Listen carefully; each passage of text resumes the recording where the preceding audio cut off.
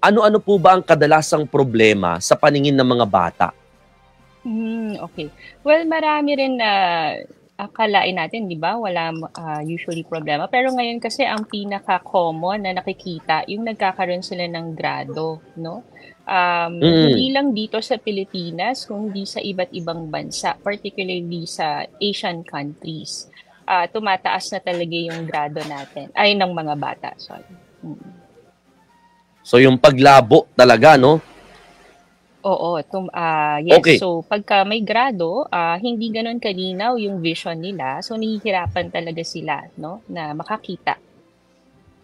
Oo, ngayon nga kasi Doc, tumataas po yung mga datos at saka yung parang vision in a way in the future na maaaring mas dumami pa raw mga bata na baka magkaproblema sa kanilang paningin.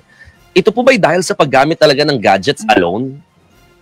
So, actually may minention ka kanina, no? So, tama yon, no? May tinatawag na myopia epidemic na, no? So, hindi lang COVID yung Naku. nagkakaroon ng epidemic. Myopia meaning mataas yung grado na nearsighted, no? So, yun yung nakikita na ngayon sa studies, no? Sabi ko nga, usually sa Asian countries, pero hindi lang sa Asian countries, sa iba't ibang bansa na rin, no? Yeah, so connected ito sa paggamit ng gadgets. Kasi recently nga, di ba, nagkaroon tayo ng COVID. So, kadalasan yung mga bata, ganyan, very dependent na sila sa gadgets. Pero, gusto ko lang malaman na hindi lang basta gadgets yung kasama dito. Yung tinatawag natin na overall near work. No? Ibig sabihin, kasama dito pa rin yung pagbasa, paggawa ng assignment, anything that's near work po. No? Pero of course, ang Mm. bulk nito, no, ang pinakamadalas nilang gawin, yung paggamit ng gadget. O yung mga mahilig po magbasa ng ganyang kalalapit, no? Oo. Oo. Pwede namang ilayo ng konti para at least mas masana yung mata. Pero nakakatakot yung myopia epidemic. So, it's not only limited sa bata, pati po sa matatanda din ba yan? Kasi madalas din po gumamit ng gadgets yung matatanda eh. Mga adults. Okay. So, usually yung studies na nakikita ko is sa mga bata. Bata talaga. Kadalasan. Oo. Kasi ito yung parang mas binabantayan natin dahil kumbaga parang nagde-develop pa kasi yung mata nila, no? Sa matanda, usually mas develop na yung kanilang grado, no? So hindi na natin ganong ine-expect na mas Mm-mm. malaki yung pagbabago. Kaya lang para lang sa observation, no, parang tumataas pa din kahit na sa adults. Pero of Oo. course Doc, kailangan ng backup ng studies nito. Doc, bago ko pumunta sa another topic, no, may mga nagtatanong lang po dito, lahat daw ba ng paglabo ng mata maaaring mauwi sa pagkabulag?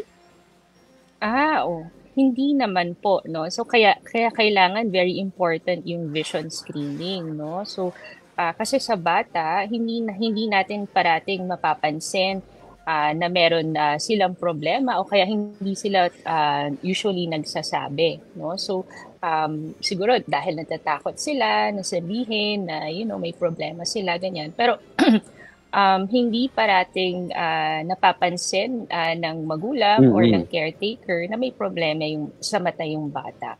Hindi naman lahat ng kunyari may problema sa mata yung bata, hindi naman yun talaga yung parang mabubulag na, no, in the future. Depende pa rin Opo. of course kung ano yung problema, gaano kataas yung grado, ganun po. Okay. Doc, ito, gusto kong pag-usapan natin ito very quickly. Ano yung kahalagahan ng pediatric vision screening? Paano malalaman kung dapat na po ba talaga magpa-pediatric vision screening ang isang bata? At tuwing kailan po ba ito ginagawa? So, pag sinabi mo kasi mo na screening, talagang kahit wala kang napapansin na mali sa bata, kailangan ipatingin to, no? Sabi ko nga kanina, hindi lahat ng may problema sa mata na bata nagsasabi, no? So, through the screening, makikita natin ito kung meron talaga silang problema sa vision or problema sa mata, no? Hindi lang kasi sa vision ang tinitest natin dito yung mata nila, ano, so yung buong mata din, no, lalo na kung may nakitang problema, gagawin natin yung full check up, no. So Actually, pagka yung kasi 'no, may mga naririnig tayo ng mga magulang na, "Ay doktora, hindi ko po muna patitingin yung anak ko kasi hindi po siya marunong magbasa," 'no. So mali po yun.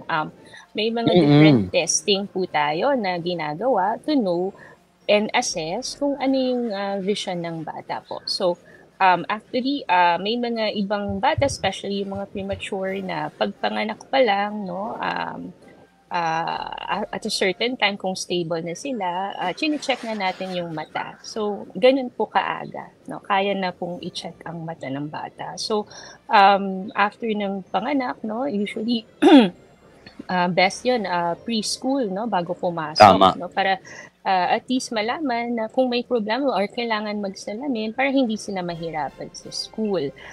Isa pa rin Opo. na napakahalagang,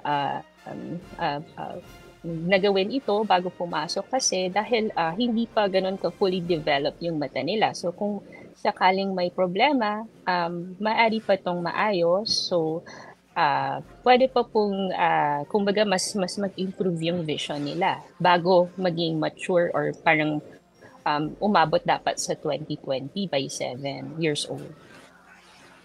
Oo, yun nga, habang maaga, masolusyonan na kaagad, no, ma-cure yung mga dapat pong matugunan natin ng atensyon, medikal, mga kapatid. At nagpapakita tayo ngayon, Doc, ng mga pictures na parang may ginawa ho kayong recent activity ng Regnum Christi Hearing Vision Mission, no? Yung vision part, mukhang kayo po ay isa sa mga nakibahagi po dyan. Ano pong mga serbisyo ang naibigay at saan po ba ito ginawa? Baka you could tell us lang po muna backgrounder at bakit po ito ginawa. Yeah, so, masayang-masaya kami na nakapagawa tayo ng mission 'no, yung Regnum Christi Medical, Group 'no, sorry, Medical Mission Group, gumawa tayo ng mission sa Pineda School, Pasig Elementary School 'no. Nice. So marami tayong natulungan dito, nandiyan nga 'no sa pictures 'no, sa vision part, ang ginawa natin, screening natin yung mga bata 'no, para makita natin kung meron sa kanilang may problema sa mata or nangangailangan ng salamin. So mamimigay din tayo ng mga glasses for them. So sa kasalukuyan ginagawa ho natin yung mga salamin ng mga nagpatingin. Nako, nakakatuwa naman at ang swerte naman ng mga na-check up dyan. Pero yun po ang mahalaga, no? Matulungan po natin yung mga nangangailangan din kahit papano, lalo yung mga may concerns sa paningin. Magkakaroon pa ba ng susunod niyan, Doc? Sa palagay ko, yes, oo. Kaya lang, hindi agad sa Pineda, no? Ang sa aking palagay sa Oo. ibang area muna, no? Kasi gusto rin natin matulungan yung sa ibang area. Mm. Bakit ito po yung naging target ng RC mission na yan? Mm.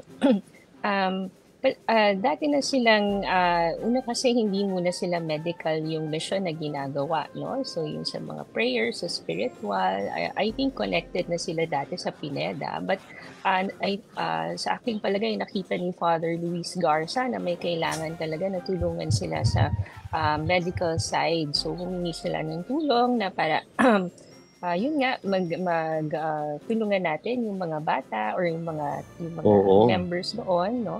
Para at least yung mga may problema no sa mata, sa hearing at saka yung mga pediatric problems, yung mga kulang sa nutrition, ganyan ay mabigyan natin ng tulong.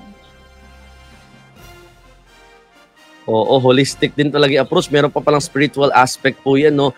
Doc, parang ang dami-daming doktor na nakiisa. Gaano karami ho kayong mga specialist na nagpunta ho dyan para maisa katuparan itong RC Vision sa hearing mission na ito? Okay. So, hindi ako sure sa exact number, no? Pero Okay lang, Doc. Kumbaga parang hindi bababa sa 20 doctors. Oo, madami. Kasi sa side din ng vision, nagdala rin tayo ng optometrist clinicians from CEU, no? Kaya malaking pasasalamat po sa CEU optometrist clinicians natin, no? Under the guidance of their professor, si Dr. Erica Olazo. So, malaking tulong kasi hindi po biro na mag-check ng mata ng bata. At saka po, matagal po ito, no? At saka kinakailangan na maraming mga gamit, ganyan. So, kailangan natin ng marami rin pong tao. Nako, Doc, mas dapat magpasalamat po sa inyo sa paggawa po ng mga ganitong klaseng missions para sa ating mga kababayan po na nangangailangan. Marami pa, malayo pa ang talagang tatahakin, pero at least nakakatuwa may mga ganitong klase pong aktibidad o gawain nga pong pinangungunahan po ninyo. Maraming salamat, Doc. Baka meron na po kayong paalala, lalo po sa mga magulang na ang kanilang mga anak ay talagang hindi matigilan po ang pagtutok sa gadgets, at least just to end our interview. Okay, so so talagang nakikita na ngayon sa studies na tumataas ang grado ng mga bata. So hangga't maaari, tulungan natin sila na bawasan yung paggamit ng gadget. Ang pinaka-recommendation na actually is 2 hours, pero alam ko hindi yon talaga posible, no, na parating gawin, no. So kailangan siguro i-enroll natin sila sa mga activities, kunyari sa mga sports, para mas may iba silang gawin, hindi sila mabore. Ang actually maganda pang sa nakikita sa studies ngayon is yung increased outdoor time, no, yung ma-expose sila sa sunlight, no. Pero holistic to, ano, hindi lang dahil sa mata, pero para because kung nasa labas sila, naglalaro sila, so social skills magi-improve, yung exercise, so physical, ganyan. So talagang maganda is mas lumabas ang bata sa ngayon. Tapos, on that note, maraming bata. Sorry. Opo. Pa-check nila. Okay lang, Doc. Sorry. Kahit wala sila sigurong nakikita, para yung sinatawag natin na screening. Yan. Thank you, Doc. Akala ko ako po yung nawala ng internet connection eh. Bigla tuloy ako pumasok sa'yo. Sorry to cut you bigla no kanina. Pero again, maraming salamat, Dr. Katrina Ramirez.